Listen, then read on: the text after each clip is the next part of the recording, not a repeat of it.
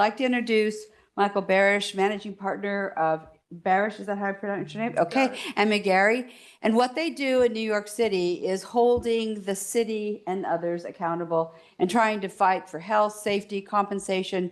And I think that Councilmember Brewer's new law and the dredging up of what you should have had on 9/11 is going to be important to the work you do. So please come to the podium. All right, thank you. Linda, I want to thank you. I want to thank everybody for on your board for inviting me today. I'm going to try to get through this quickly because I know we're behind schedule. First of all, let me see a showing of hands. How many of you were in New York on 9/11? And how many of you remember the famous words of Christine Todd Whitman when she assured us all, the air is safe to breathe? That was 5 days after the attacks. Well, as someone whose office was 2 blocks from ground zero, I wanted to believe my government, right? I wanted to do my best. They wanted to reopen Wall Street, which they did 5 days later. But I should have looked a little closer at my clothing when I got home that day and realized probably wasn't very safe. Am I right, Dr. Moline? So that's Jackie Moline, who's been a real supporter of us and taking care of so many people in the 9/11 community. So Jackie, thank you. Anyway, I was privileged to represent Detective Jimmy Zadroga, for whom a bill in 2010 was named. Jimmy died of pulmonary fibrosis at the age of 34 in 2006. And the family decided to do an autopsy. This was a healthy guy. How could such a healthy guy deteriorate so fast? And in his lung tissue, they found ground glass, asbestos, chromium, lead, benzene, all known carcinogens. And how many of you know also there were 400 tons of asbestos in one of the towers? So those buildings were on fire for 99 days. As you can see from the final medical examiner's report, it's reasonable degree of medical certainty the cause of death was directly related to the 9/11 illness. But of course, it was a little too soon. I made a mistake when I did this slide. I added asbestosis under, meso under the non-cancers. Of course, it is a cancer. But thanks to Detective Zadroga's autopsy report, and thanks to the wonderful work of NIOSH and the doctors who were at that time given grants. Do you guys remember when the government gave grants to study illnesses? It doesn't happen anymore, I don't think. But anyway, they've now recognized many respiratory illnesses, including asbestosis, and 69 cancers to the World Trade Center toxins. So every once in a while, though, our government does do the right thing.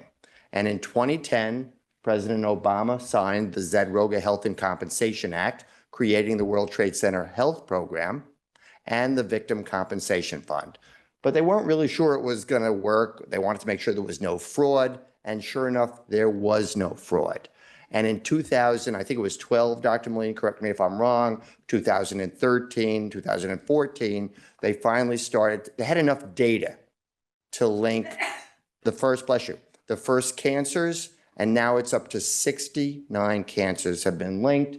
And in 2019, I was privileged to be in the Rose Garden when President Trump signed the bipartisan, does anybody know what that word means? Bipartisan? It doesn't really exist so much, but he signed the bipartisan law that extended the Victim Compensation Fund to 2090. A few years earlier, I think it was Obama who signed the extension of the health program to 2090. So now we had 2 laws that extended these rights. So there is no more litigation, or there shouldn't be, because there's now health care in all 50 states. I represent over 40,000 people who were exposed to the dust, and now almost 50,000 people have been certified by the World Trade Center Health Program with one of the 69 cancers, and we're now beginning to see a lot of mesothelioma because it's 24 years, and I don't expect it to get less. It's now going to get more and more and more. So there is help out there. What's frustrating for me is that while you The challenges are the unions have done a great job educating the firefighters and the cops and the sanitation workers that they are eligible for these programs. But so over 86% now of the responders are in the health program, but less than 10% of the civilians are in it. Now, we were all exposed to the same dust. So we're all coming down with the same illnesses, but sadly, there's disinformation out there, or there's guilt about taking money away from firefighters and cops. So they just aren't doing it, or they believe, as our friend Ellie Engler once said, they're not connecting the dots. They think, oh, my mother had breast cancer.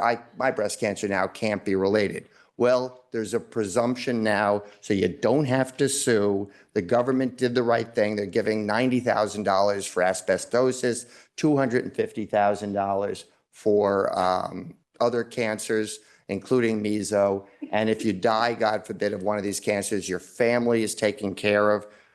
So here we are in Washington, and there I am with John Field. We're fighting to get the funding that the health program needs because of the explosion of cancers in the 9/11 community and medical inflation. There just isn't enough money right now, but we have a bill pending with 90 co-sponsors, and with John Field at our side, I know we will succeed. One little fun fact. Oh, here I am on the right side with Tyler Zadroga, Jimmy's daughter. There she is on the left. So it's kind of cool to me to be going to Washington now with Jimmy's daughter. But I think we're eventually going to get the funding we need. One last fun fact, and I have no idea if it's true, but maybe one of you can tell me.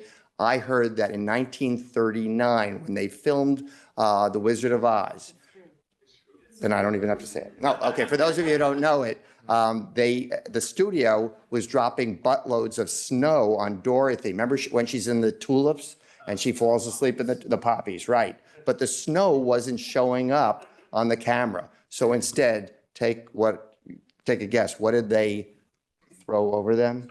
Asbestos. Thank you very much for inviting me.